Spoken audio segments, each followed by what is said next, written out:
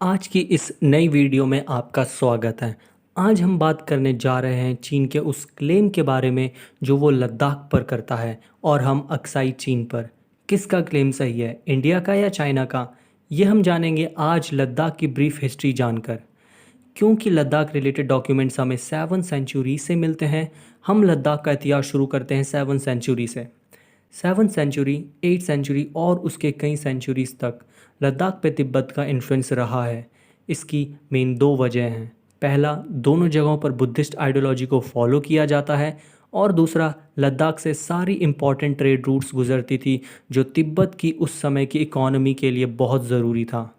इस बीच हमें ये जानना ज़रूरी है कि तिब्बत एक इंडिपेंडेंट स्टेट था, वो चाइना के अंडर नहीं था। तो लद्दाख पे इन्फ्लुएंस तिब्बत का था, ना कि चाइना का।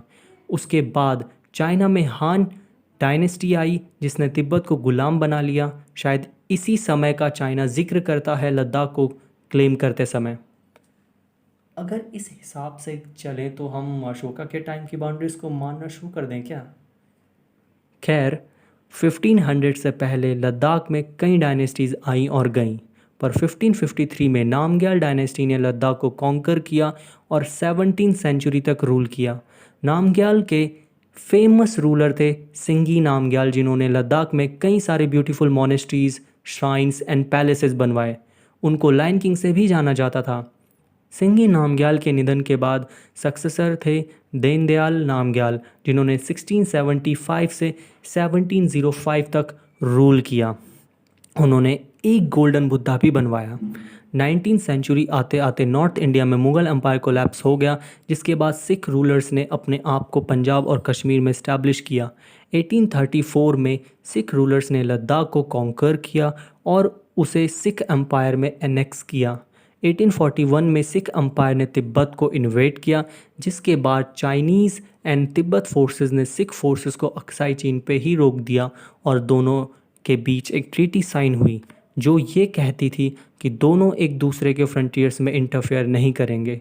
1846 में ब्रिटिशर्स ने सिख एम्पायर को हराया और लद्दाख की सोवरेंटी ब्रिटिशर्स के पास आ गई। जब ब्रिटिशर्स के पास लद्दाख की सोवरेंटी आई तो उन्होंने सर्वे किया, जिसके लिए उन्होंने W.H. जॉनसन को भेजा जो एक सिविल सर्वेंट थे। लद्दाख में सर्वे करने के बाद उन्होंने बाउंड्री बनाई, जिसे आगे जाके अर्दाख जॉनसन लाइन कहा जाने लगा। ये लाइन क्लियरली शो करती है कि अक्साई चीन इंडिया का है। सेंट्रल एशिया में रशिया के बढ़ते कंट्रोल की वजह से 1893 में ब्रिटिशर्स ने जॉनसन लाइन को छोड़ दिया और उससे कुछ किलोमीटर्स पीछे एक नई लाइन बनाई, जिसे वो मैकर्टनी मैकडॉनल्ड लाइन कहते थे, क्योंकि वो नहीं चाहते थे कि रशिया और ब्रिटिशर्स के बीच कोई कॉमन बाउंड्री हो। जॉनसन और मैकडॉनल्ड लाइन के बीच का एरिया ब्रिटिश और रशिया के बीच एक बफर की तरह था। मैकर्टनी मैकडॉनल्ड लाइन को उस समय की चाइना की किंग गवर्नमेंट ने भी एक्सेप्ट किया था। अब हम बात करते हैं 1899 से 1945 के बीच में के पीरियड में क्या हुआ।